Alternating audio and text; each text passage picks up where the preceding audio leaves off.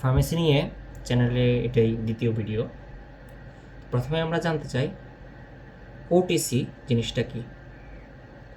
OTC দিয়ে সাধারণত বোঝানো হয় ওভার দ্য কাউন্টার। অর্থাৎ আমরা যখন ফার্মেসিতে যাই দেখা যায় যে কিছু ওষুধের জন্য আমাদের কোনো প্রেসক্রিপশনের প্রয়োজন হয় না, যেমন প্যারাসিটামল, কাশির ওষুধ, আরও অনেক ধরনের ওষুধ আছে, স্পেশালি বার্থ কন্ট্রোল পিল।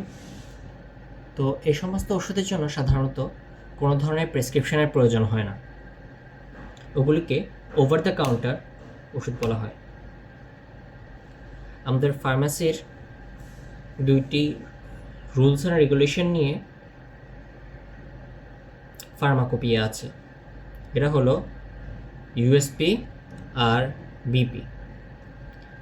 বিপি দিয়ে বোঝানো হয় ব্রিটিশ ফার্মাকোপিয়া, আর ইউএসপি দিয়ে বোঝানো হয় ইউনাইটেড স্টেটস ফার্মাকোপিয়া। WHO বা ওয়ার্ল্ড হেলথ অর্গানাইজেশন দিয়ে অ্যাপ্রুভ করা হয়েছে যে সমস্ত ওষুধ, অর্থাৎ যে সমস্ত ওষুধ WHO এর যে স্ট্যান্ডার্ডগুলি পাস করতে পেরেছে সেগুলোকে এইসব ফার্মাকোপিয়াতে ইনলিস্টেড করা হয়।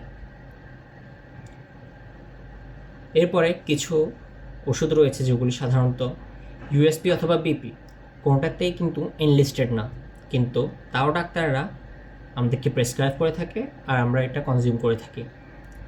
সেগুলিকে সাধারণত বলা হয় INN। এই INN এর পূর্ণ রূপ হলো ইন্টারন্যাশনাল নন প্রপ্রাইটারি নেম।